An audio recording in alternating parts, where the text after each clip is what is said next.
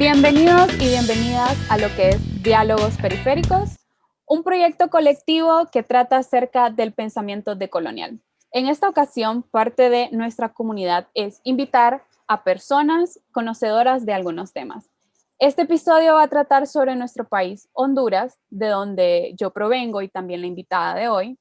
Y pues esta persona es una querida amiga y me gustaría que en este momento se autopresentara, hablara de ella, nos contara un poco de quién es, qué hace. Mi nombre es Lara, soy estudiante de la carrera de Antropología y la carrera de Historia y tengo un proyecto anticolonial de bordados, por el cual transmito conocimiento respecto a temáticas de luchas políticas y de colonialidad, específicamente en el territorio de Honduras o como le llamo yo, Quiriquitana.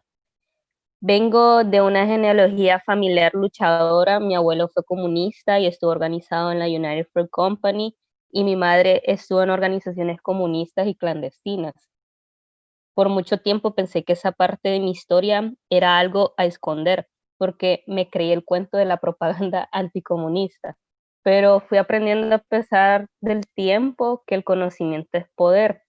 Por otro lado, el bordado llegó a mí en una etapa de crisis por violencias machistas y por la carga del éxito o de lo que debería ser el recorrido de vida de una persona exitosa. Y esto me dio tiempo para mí misma, me dio manos creadoras, me acompañé de lecturas y así se fue entrelazando el proyecto. Se concretó en la cuarentena y aunque está creciendo lentamente, también se trata de romper el contenido hegemónico de Instagram, que es un contenido meramente blanco y antipolítico. Muchas gracias, Sandy, por invitarme y bienvenidos a los escucha, no sé cómo se llaman. A los de Diálogos Periféricos. Bueno, todavía no Ajá. tenemos como nombre de comunidad, pero ahí vamos. Gracias, Lara. Tu proyecto es muy bonito. Yo, de hecho, cuando empecé a ver el proyecto de Lara, me encantó.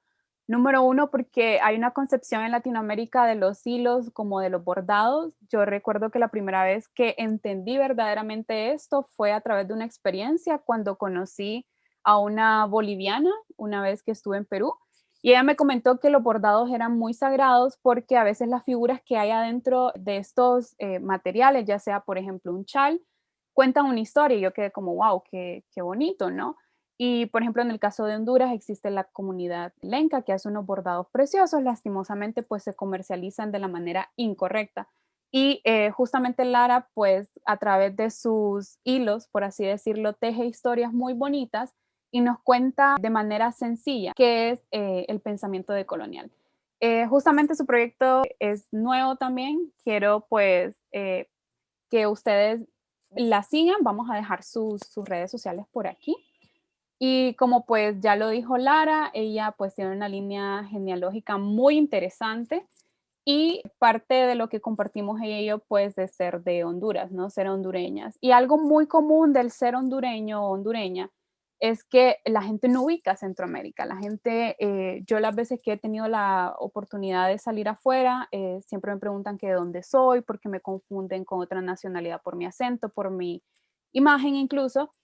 Y pues cuando les digo que soy de Honduras, me preguntan, ¿y a dónde queda eso? O sea, ¿es bonito? ¿Cómo es? Y yo como, bueno. Y entonces parte de este proyecto también es que conozcan lo bonito que es nuestro país. Y pues lastimosamente tengo la percepción de que hay factores externos que no nos dejan seguir adelante con nuestra lucha, con nuestro territorio, con la defensa de nuestra identidad y cultura. De hecho, a veces es muy difícil rescatar la cultura hondureña porque somos un país multicultural, a donde existen varios grupos étnicos, como ser los lencas, los pech, los misquitos, la gente garífuna. Y por eso justamente traje a Lara, ya que ella pues estudia la rama de la antropología e historia, para que nos hable justamente de esto tan importante que es la colonización. Lara, en tu conocimiento, tu investigación, tus perspectivas, tus sentipensares, ¿cómo se implantó la colonización en un principio en Honduras? Gracias, Sandy. Eh, pues la colonización en América Latina principalmente fue y es un proceso fuerte de erradicación de los pueblos, de las formas de pensar y vivir y un saqueo permanente. Podemos considerar que en ese tiempo no existía Honduras como tal y su mismo surgimiento como Estado proviene de una raíz violenta. Sin embargo, por estas tierras, en un periodo de 50 años de solamente colonización, arrasaron con la población y sus riquezas. Eso se puede leer en el trabajo de Linda Newsom llamado El costo de la conquista, donde hace un análisis demográfico en el tiempo de la colonización. Por ejemplo, ella habla de que la zona norte fue vaciada completamente, mientras que la zona occidente y centro sobrevivieron poblaciones en menor cantidad. Tras las guerras por la defensa de las tierras, una de las estrategias de los pueblos fue permanecer en tierras inalcanzables para los colonizadores. Por ende, los colonizadores fueron agarrando las mejores tierras y apropiándose de la mano de obra indígena que quedaba por ahí. Cambiaron también mercados, por ejemplo, el del cacao, que era muy fuerte en esta región, y porque no era fructífero para los colonizadores, así que lo dejaron morir, cambiando modos de producción originarios de los pueblos e instalando su propio sistema económico que era netamente mercantilista o lo podemos llamar capitalista. Fueron creando enclaves económicos que aún permanecen funcionando. De igual forma, esto significó un epistemicidio, ya que infravaloraron los conocimientos indígenas, se los robaron o apropiaron e impusieron el pensamiento moderno. Ahorita solo te estoy describiendo como el siglo XVI, que fue el más duro, fue el de matanza y el de establecimiento de la colonia. Y ahí fue cuando los indígenas se transformaron pues en la base de la sociedad, ya que eran esclavizados para la labor doméstica, la agrícola, la minera, entre otros rubros económicos. Además de eso, debían pagar tributos, o sea, había una sobreexplotación que desencadenó en la pobreza extrema y en muerte entre los indígenas.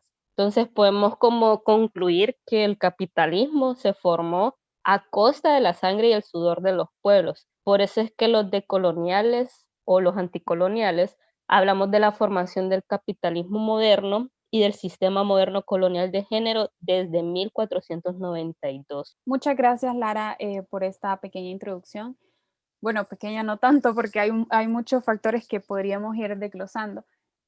Hace poco, pues con lo que ocurrió con el Capitolio en Estados Unidos, salió un comentario a relucir, y es que decía que ese tipo de cosas que ocurrieron, pues, entre comillas, en la civilización norteamericana, solo ocurrían en los gobiernos o estados de la United Fruit Company, así como para quienes no conocen, pues esta compañía se implantó en 1899, si mal no tengo el dato y que Lara me puede corregir, y está bueno, Sí. en toda Centroamérica. De hecho, hoy actualmente hay un problema con una compañía llamada Chiquita, que pues me di cuenta por un colectivo centroamericano, que eso quizás lo podemos hablar más adelante en otro podcast o incluso en este, no importa. Y pues como dice Lara, los sistemas que se fueron imponiendo en nuestro territorio hasta el son de hoy perduran. Como tal, pues no somos completamente independientes. Un caso muy particular con Honduras, que es para mí, siempre lo digo, es el corazón de toda América, porque estamos justamente en el centro. Y por nuestra ubicación geopolítica, pues nuestros territorios también que son extremadamente fructíferos, se nos ve solamente como una capacidad de fuerza bruta para producir lo que necesitan en el mercado exterior, e incluso pues nos lo revenden como a otros países. Y pues esta cuestión también del racismo. De hecho, aquí en Honduras se dio el fenómeno de las caravanas, y lo menciono porque justamente los hondureños tienen, no todos, pero sí algunos, ese pensar de que en Estados Unidos pueden triunfar, cuando también es Estados Unidos quien nos tiene en estas condiciones. Entonces, en torno a esto que pues acabo de plantear, le pregunto a Lara que cómo fue y bajo qué condiciones se mantuvo el colonialismo en nuestro país. Completamente de acuerdo con vos, Sandy, respecto al mantenimiento del colonialismo en nuestro país. Lo mismo que vos comentabas sobre la independencia, lo mantengo. O sea, la independencia no significó nada se mantuvieron estructuras coloniales como la oficialización del español, y esto es interesante porque no todos los países del mundo tienen lenguas oficiales, y Honduras es una de ellas, que oficializa la lengua pues del colonizador. También pues hubo una implantación estatal de la religión católica, también se mantuvieron antiguos puestos, la organización política colonialista y la herencia de la élite económica y política criolla, que yo creo que es como una de las cuestiones más importantes con la formación del Estado, que es decir, son los hijos, los nietos de los colonizadores que mantuvieron el poder después de la conformación del Estado. Y también después del proceso de independencia se dieron guerras civiles con el fin de controlar territorios que no querían ser partes, que querían ser autónomos de Honduras, del mismo Estado-nación, y pues se dieron guerras para poderlos asimilar. Y procesalmente, con lo que vos compartías respecto a la United Fruit Company, también esto se dio con la reforma liberal, que en nuestro pensamiento desde la educación lo vemos como algo positivo, cuando en realidad la reforma liberal trajo el pensamiento moderno colonial que se fue dando a partir de un intervencionismo estadounidense voraz y de saqueo, completamente de saqueo. Era un tipo de saqueo incontrolable a estas tierras del norte que te conté que pues estaban limpias de pueblos indígenas, estaban las tierras prometidas y etcétera, un montón de reproducción del pensamiento colonialista de nuevo. Y pues al mismo ritmo de este siglo XX, que es la reforma liberal, se comenzó a configurar una homogeneización de la sociedad mediante el discurso del mestizaje. Durante toda la historia se negó la existencia indígena, y con el discurso del mestizaje solo se añoraba a los indígenas como un pasado glorioso, pero no como un presente. De ahí surgen estas frases racistas que dicen nuestros pueblos indígenas y afro, ya que indica un adueñamiento casi de esclavización hacia los pueblos indígenas. Por eso la estructura colonial se mantiene, porque siguen existiendo un menosprecio a las personas racializadas, hay una marginalización específicamente a las racializadas, por eso generalmente las personas empobrecidas son personas también indígenas y negras. Por eso desde la decolonialidad hablamos de clase racializada, porque vienen en conjunto, no separadas, sino que estos componentes son en conjunto. También existe racismo en la educación, en la salud, en lo cotidiano, en todo lo que te puedas imaginar hay racismo, y principalmente hay políticas y proyectos estatales que desplazan a pueblos racializados de sus territorios, se apropian de sus bienes comunes y asesinan su cultura en nombre de este proyecto civilizatorio, en nombre de la modernidad o del desarrollo, como le queramos llamar. Muchas gracias, Lara, por esta introducción. Bueno, como les decía mi compañera, hay tantos factores por los cuales todavía sigue vigente la colonización aquí en Honduras. Y hay algo, un punto que a mí me interesa bastante, que es esta cuestión de los hijos de los criollos. Hubo un revolucionario que a mí me gusta mucho y que justamente le tomé más cariño porque había un profesor en mi carrera que se especializó en su pensamiento, y este pensador es Francisco Morazán. Como decía Lara, la reforma libertaria. Hubo un filósofo que se llamaba John Locke, que él era inglés y que él ayudó a la revolución inglesa. Como tal, pues él en su tiempo hasta fue exiliado y toda la vaina para evitar que pues le quitaran el poder a la corona y entre comillas se volviera un país democrático. Lo que pasa con ese proceso de colonización es que hubo una interrupción como entre espacio y tiempo, creo yo, y no sé si estoy usando los términos adecuados. Pero más adelante, por ejemplo, cuando Francisco Morazán se da cuenta de toda esta historia de la Revolución Francesa, de la Revolución Inglesa, etcétera, la mayoría de pensadores libertarios en Latinoamérica copian ese modelo, y ahí también se empieza a implantar esta cuestión de, entre comillas, la democracia, lo que es derecha-izquierda. Actualmente en Honduras tenemos una crisis política terrible, o sea, terrible. Ustedes buscan quién es Juan Orlando en internet y pues le salen un montón de atrocidades. Y pues Lara no me va a dejar mentir, ¿va? Y es bien curioso porque en nuestra constitución mejor dicho, en nuestro, pues, manera de gobernar, en esta cuestión de qué hacen los diputados en lo que es el Parlamento, o como le dicen Parlamento en otros países, es algo bien chistoso porque la mayoría siempre son de derecha y está interpelado o atravesado esta cuestión del catolicismo o una influencia muy fuerte en la religión. Ujú. Y a veces cuando se discuten leyes en el Congreso Nacional de Honduras, pues justamente la mayoría de argumentos vienen en esa línea, como defender, entre comillas, los valores y derechos que fueron parte de ese entonces en las revoluciones europeas y aparte un fuerte argumento religioso, como por ejemplo cuando se debaten cuestiones como el aborto o cosas así. Y pues todo esto es Ujú. una herencia colonial, como dice Lara, o sea, es producto de nuestro coloniaje y producto del sometimiento. En cuanto a los grupos indígenas, pues aquí en Honduras hay una cantidad enorme de organizaciones de derechos humanos y yo pues trabajé en una, pero las organizaciones de derechos humanos más delicadas que hay acá es respecto a la defensoría de territorio, como por ejemplo el famoso caso de Berta Cáceres, ¿no? Que hasta el son de hoy sigue impune y que hace poco hubo una audiencia que fue cancelada nuevamente para trazar el caso. Y pues Honduras creo yo que tiene las cifras más altas de toda Latinoamérica de asesinatos, perseguimiento político y demás a defensores y defensoras de derechos humanos. Y pues justamente esta contradicción, creo yo, porque es una gran contradicción, de que justamente estos partidos de derecha, siempre que están en el poder, pues quieren tomar, entre comillas, esos territorios vírgenes que le pertenecen a los Ujú. pueblos indígenas y que están asegurados por convenios internacionales e incluso por cuestiones dentro de nuestras leyes.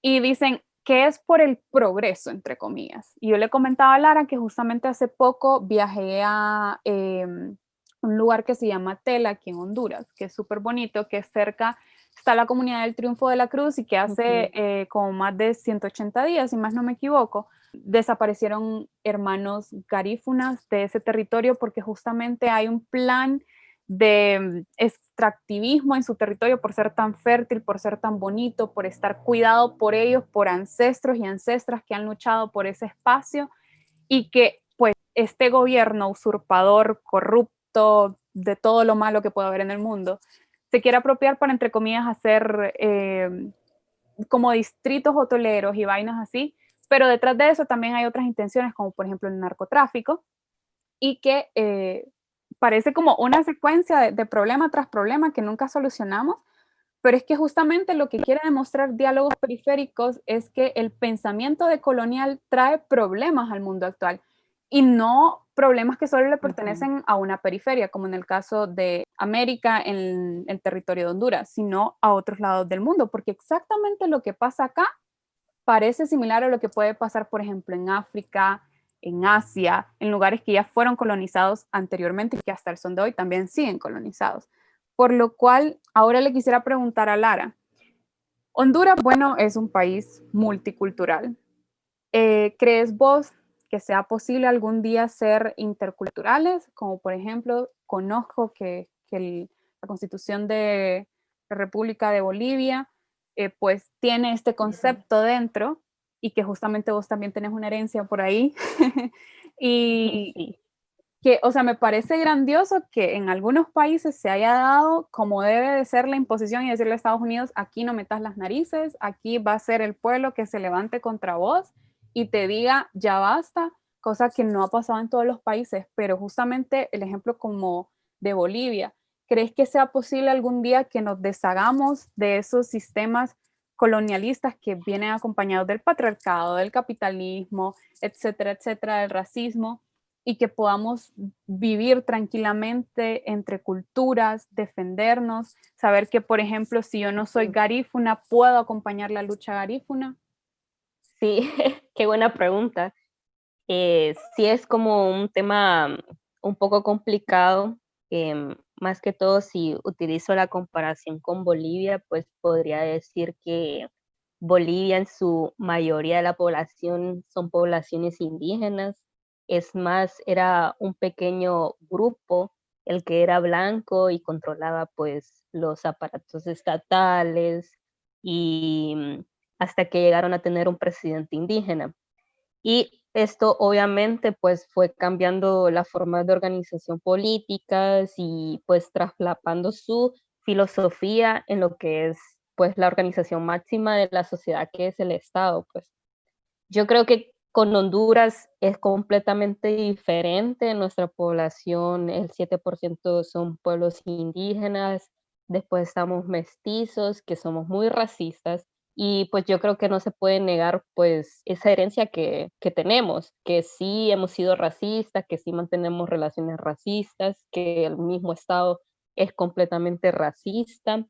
Y pues también quiero recalcar y aprovechar la oportunidad para mostrarles un estudio que hizo Charles Hale, que es muy reconocido, que habla sobre el multiculturalismo neoliberal y pues que casualmente trabajó en Honduras y en Nicaragua y en algunos de otros países de la región centroamericana y pues habla de este proceso de el auge de las luchas de las organizaciones afroindígenas y cómo el Estado los violentó y hasta que llegó el Banco Mundial y presionaron y les dieron financiamiento, pues hasta en ese momento el Estado se pronunció multicultural. Entonces yo creo que el proceso de multiculturalismo aquí en el Estado de Honduras fue un proceso desde arriba y no fue un proceso pues con organizaciones ni que acompañó la población en sí.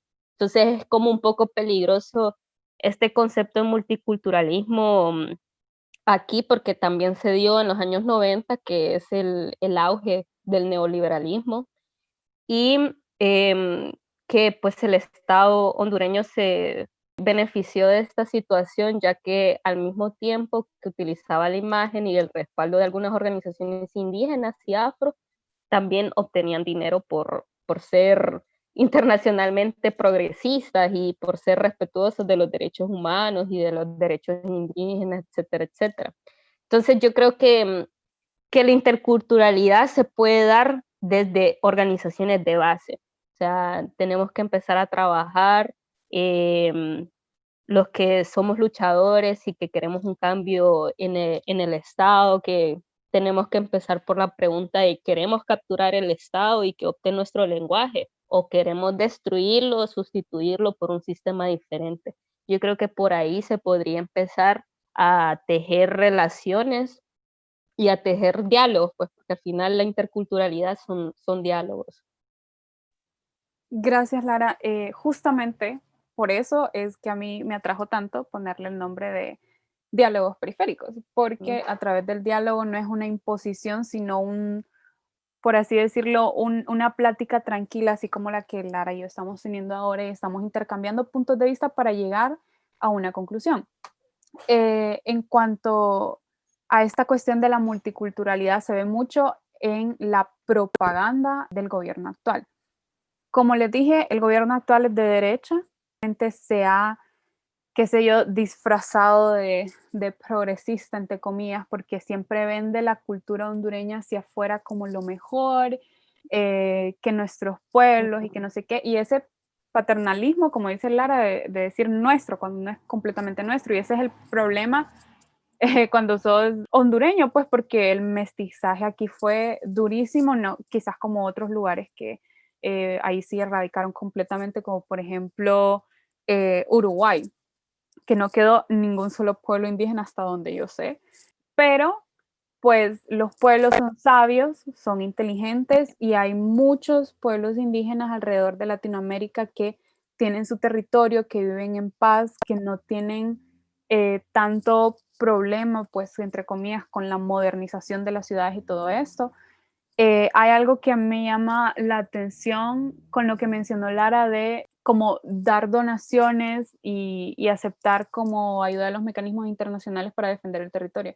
Y es que eso también es como apelar a un paternalismo, porque justamente, bueno, como les dije, yo trabajé en una organización, pero yo también tengo mis críticas hacia las organizaciones como tal. Y a veces es bien difícil porque el fondo viene, pues obviamente a veces de países europeos, incluso desde el mismo Estados Unidos. Te dicen, tienes que hacer esto y que no sé qué, y que mi nombre tiene que estar ahí y todo. Y no estoy diciendo que pues todas las organizaciones sean malas, porque aquí hay organizaciones muy buenas. Pero hay una gran diferencia cuando hay una organización autónoma. En este caso, por ejemplo, en Honduras, que existen el COPIN, hay otras organizaciones, creo, pero esta tuvo mucha relevancia por lo de Berta Cáceres. Y de hecho, pues ellos han tenido acercamientos estratégicamente, pues con personas que les dan las herramientas y las capacidades, etcétera, etcétera, para como acuerparse más, pues. También, por ejemplo, podemos poner que no es exactamente lo mismo el caso del movimiento estudiantil en Honduras, que siempre se ha pronunciado ante los problemas políticos, que es totalmente aguerrido, que ustedes también si buscan cosas en internet se van a encontrar casos espectaculares de lo que ha pasado dentro de nuestra universidad. Y este tipo de cosas es como una supremacía, como decir, yo tengo el poder y yo puedo pues hacer con vos lo que yo quiera. En el caso, por ejemplo, de el gobierno cuando hace persecuciones políticas, cuando pues secuestran o asesinan a alguien, etcétera, etcétera, que no solamente se da en Honduras, se da en otras partes del mundo. Y pues sí, es un caso muy, muy serio.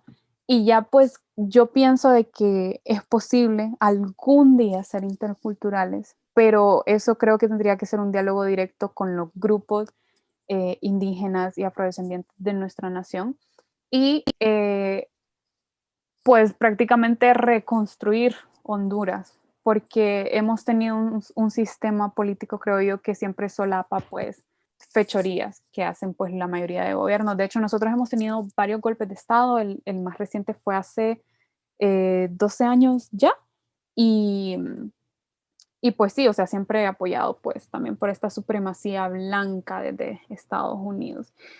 Así que justamente con esto quiero hacer otra pregunta, Lara. ¿Qué pensás de los intentos de liberación que han emergido en nuestro país? Desde, por ejemplo, el movimiento comunista obrero hasta lo que ha sido hoy, por ejemplo, el movimiento estudiantil, el movimiento que hubo hace poco también de sector salud y educación, movimiento de las antorchas, todas estas cosas que han emergido por culpa de la opresión y militarización y violencia que vivimos en nuestro país. Bueno, yo creo que este país ha permanecido en constante lucha, o sea, desde los 500 años, desde la colonización, eh, la gente y los grupos han salido a luchar contra el sistema desde una perspectiva anticapitalista.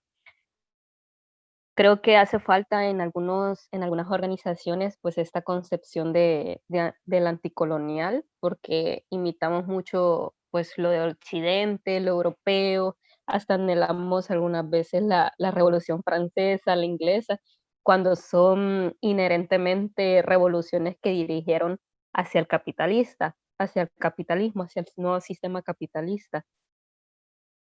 Entonces, muchas veces hay contradicciones, pues porque no son nuestros territorios, nosotros no conceptualizamos desde nuestros territorios y yo creo que hay que apostarle a esas organizaciones autónomas, a las que pues se repiensan todos los días, que hacen política en lo cotidiano, que lo cotidiano pues también es cocinar, limpiar la casa, limpiar eh, pues la comunidad, todas estas cuestiones son revoluciones y yo creo que debe como empezarse desde ahí. Em, También pues tengo mucho cariño y mucho respeto a todas las organizaciones, a todos los procesos de liberación que han emergido en nuestro país. No es fácil porque pues vivimos en dictadura, como dice Sandy, un gobierno de derecha, pero de derecha eh, como lo más fascista que, porque también hay una conceptualización de que el capitalismo en su fase mayor es fascista y pues aquí estamos viendo como en nuestros territorios la cuestión del narcotráfico, que es bastante dura y es bien difícil luchar contra toda una estructura criminal que no solamente está al lado de nuestras casas, sino que está gobernando, pues. Entonces, creo que en algún sentido no debemos ser como tan duros entre nosotros de que no estamos luchando bien, que no estamos logrando las cosas, porque en realidad estamos en una situación bastante dura, bastante fuerte y que pues tenemos las manos atadas. Pero de alguna forma creo que estos diálogos, esta unidad en diversidad puede hacernos más fuerte y también pues comprender la realidad del otro, porque muchas veces en algunas luchas vivimos en nuestras burbujas y eso debe cambiar y empezar a estudiar desde lo antirracista, desde lo anticolonial y desde lo antipatriarcal.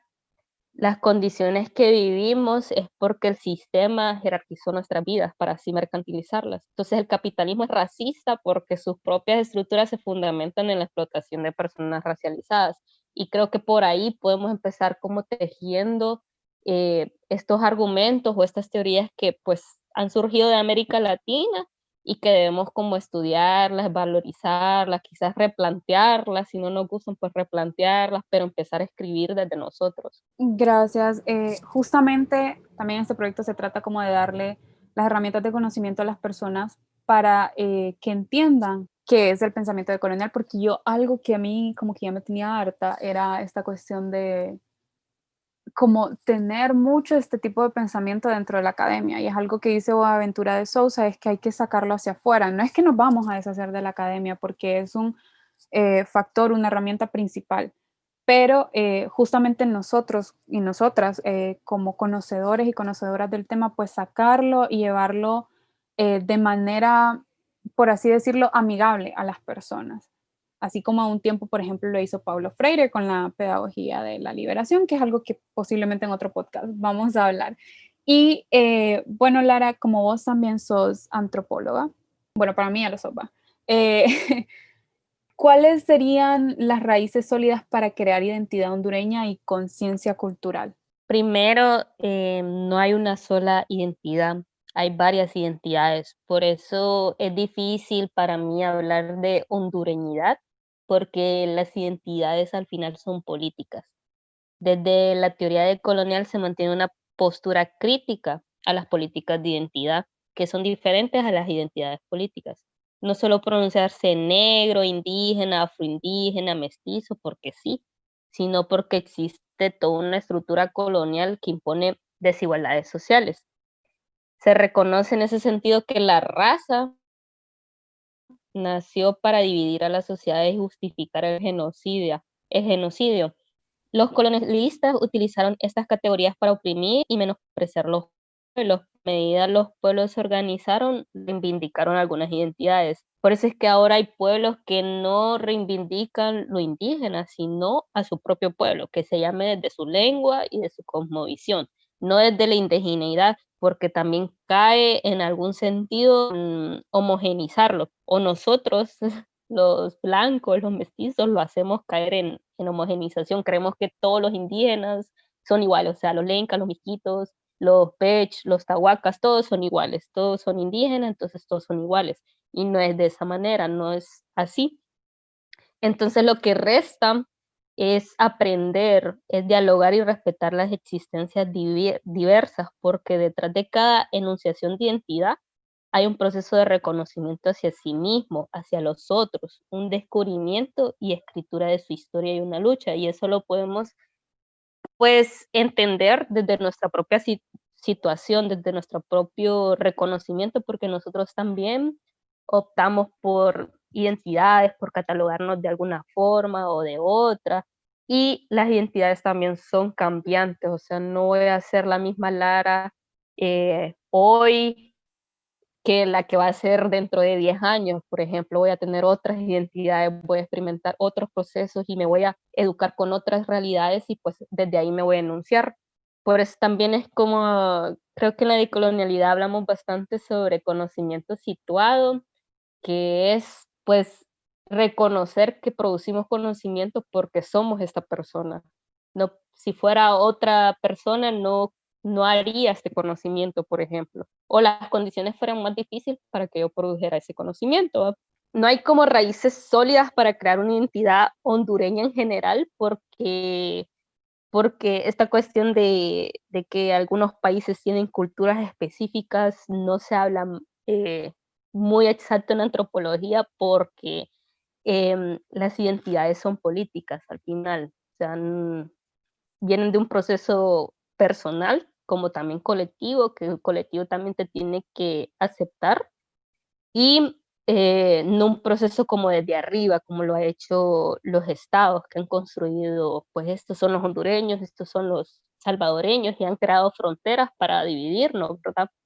Sino que tiene que empezar como de un proceso desde abajo. Gracias, Lara. El autorreconocerse es súper difícil y cuando yo empecé a desconstruir mi blanqueamiento racial, porque creo yo que ese es el término, fue como, Sí.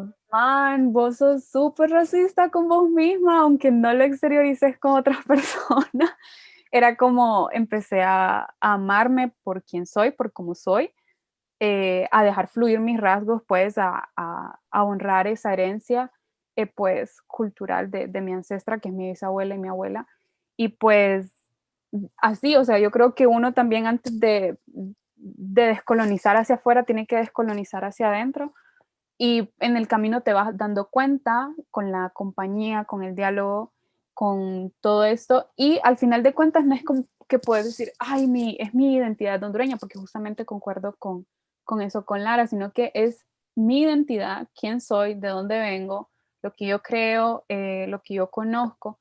Y por eso es muy importante como no invalidarse a través de, pues, de esa herencia colonizadora que prácticamente te deja ahí arrojado al mundo, como diría Simón o Sartre, y es tan difícil, pues, y ya cuando pues te encontrás a vos mismo es como súper fácil entender lo que hay afuera, porque algo que rescata bastante el pensamiento de colonial es la epistemología del cuerpo, el conocimiento del cuerpo, que es algo pues que antes solo se miraba bastante en la filosofía oriental y que es algo que pues a mí me fascina. Y pues ese tipo de cosas es algo bueno que estamos rescatando, que dejamos de ver irracional esa parte. Justamente ya para ir cerrando con las últimas preguntas, Lara, ¿qué condiciones sociales, políticas y económicas necesitaríamos para avanzar hacia la descolonización en nuestro territorio? Yo sé que es una pregunta como para llevarse todo un podcast solo en eso, pero quiero escucharte cuáles son tus argumentos. No, lo mismo que vos, Sandy, que hablabas sobre la decolonización de los cuerpos. Hay un escritor que se llama Mavisoy Muchavisoy, que es de nacionalidad Kamenská. Él dice que la descolonización implica miedo, dolor y rabia. La colonización no es un pasado, es un presente y está en nuestro cuerpo territorio. Persiste el trauma, la violencia y el borramiento, y esa cuestión del blanqueamiento es bien fuerte. El proyecto civilizatorio nos ha desgarrado de nuestro cuerpo, de nuestro propio cuerpo, y ha colonizado nuestras mentes. Ante eso, Mavi se pregunta, ¿qué tan colonizados estamos?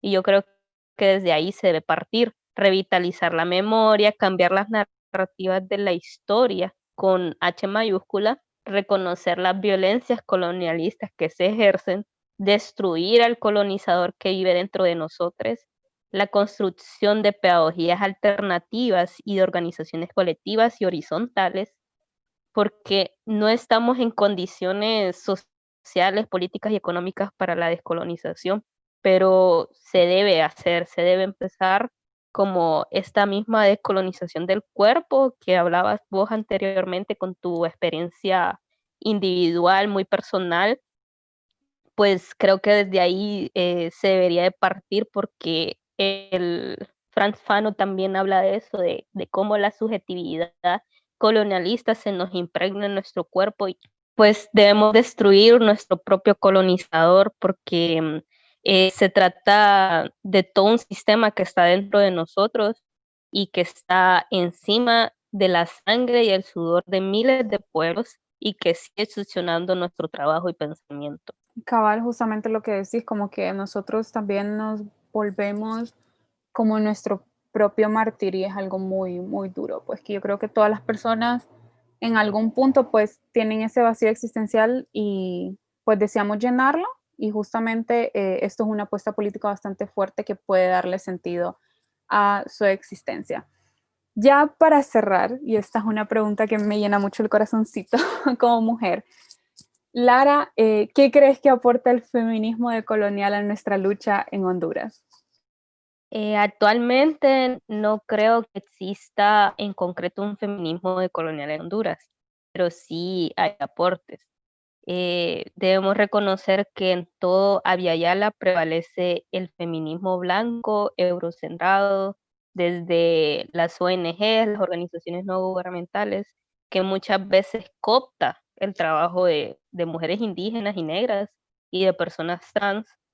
Y debemos reconocer también que las mujeres han luchado toda su vida dentro de comunidades o contra el Estado, o dentro de sus organizaciones, y no lo han hecho desde el feminismo, porque tradicionalmente el feminismo no ha tomado en cuenta el racismo, que es como también uno de los de las violencias que viven las mujeres indígenas y negras, la lesbofobia o la transfobia, ni la colonización misma. No es un tema que el feminismo haya optado desde el inicio, sino que siempre eh, hay como un prevaleciente de que todas las mujeres iguales cuando no es así, o que el patriarcado nos afecta a todas de manera igual cuando no es así, porque también se alimenta de este racismo, de este colonialismo.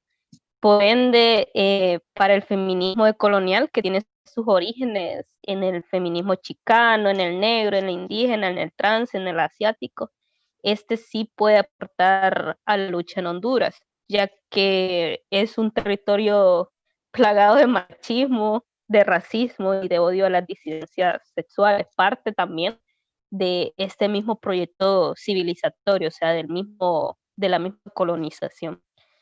Es difícil construir política en organizaciones mixtas de cualquier tipo, donde se traslapa no solo la clase, sino el género, la raza y la orientación sexual. En lo de colonial se habla de sujetos racializados, sexualizados y colonizados, todo en conjunto, no separados como lo puede hablar la interseccionalidad, pero es una necesidad estar en constante diálogo, porque quieras o no, el sistema nos ha formado y tendemos a reproducirlo. Por ello, desde el feminismo decolonial se habla de la ternura radical como apuesta política, el conocimiento situado, que lo habíamos mencionado anteriormente, que es aquel que reconoce y critica de dónde surge el conocimiento que producimos, y pues el establecimiento de otro tipo de luchas sociales también, no solamente luchar eh, para vencer el patriarcado, sino que también para vencer el extractivismo, para vencer todas estas temáticas que están en nuestros territorios, pero que no se ha hablado mucho desde el feminismo hegemónico, ¿verdad? Sino que se ha hablado desde el feminismo decolonial. Entonces yo creo que ese es como el aporte y la gran apuesta política que puede dar el feminismo decolonial a nuestra lucha en Honduras. Gracias, Lara. Y para ir cerrando ya solo haría mi última reflexión en torno a esto. Y es que justamente el ser feminista creo que es algo muy fuerte, porque también cuando sos feminista, más allá de los otros sistemas opresivos que hay, está el sistema patriarcal que nos golpea fuertemente. Sin embargo, pues algo que me ha enseñado la filosofía es buscar los orígenes de las palabras, ¿no? Y la palabra feminismo como tal nace de una corriente europea que después adaptaron las feministas de Estados Unidos y que después se fue, por así decirlo, extendiendo en Latinoamérica gracias al trabajo de ONGs o porque alguna mujer de allá tenía contacto con una mujer de acá, etcétera, etcétera. De hecho, creo que si mal no recuerdo, el primer grupo organizado en, en el movimiento comunista de mujeres como tal no se autodenominó feminista, porque no sé si conocían el término o qué. Pero ese término pues produce mucho problema, creo yo, y creo que redefinirlo desde el decolonialismo y partir de otra apuesta epistemológica y más que todo quizás tener un encuentro con las feministas blancas, porque quizás todas las mujeres cuando venimos iniciando, pues el feminismo que aprendemos es el feminismo blanco, hegemónico, es, captar lo importante de aquí y estar abierta al cambio, porque si no, nos volvemos como casi un sistema reproductor del patriarcado. Y pues para eso se pueden hablar muchas cosas más. De hecho, el siguiente podcast que vamos a grabar es con una amiga que hizo una investigación sobre feminismo decolonial. Así que muchísimas gracias a todos los radioescuchas, creo que ese podría ser el término, de diálogos periféricos. Y dejo a Lara para que se pueda despedir de ustedes. Muchas gracias por escuchar el podcast. Me encanta la iniciativa de Sandy. Pues desde aquí estamos muchas mujeres y muchas personas disidentes que estamos trabajando en esta cuestión de la decolonialidad y tratando de meter el tema en Honduras. Y pues nada mejor que empezar con un podcast que es súper educativo, que pues aprendes un montón. Yo aprendí un montón con vos, Sandy, conversando. Y nada, muchas gracias y nos vemos pronto. Gracias, Lara, y gracias por tu amorosísima amistad y encuentros de diálogo. Entonces, gracias a ustedes también por habernos escuchado. Los esperamos en el próximo episodio. Espero de que les guste este camino recorrido por este proyecto de vida que es mucho más que solamente un podcast. Así que nos vemos en la próxima.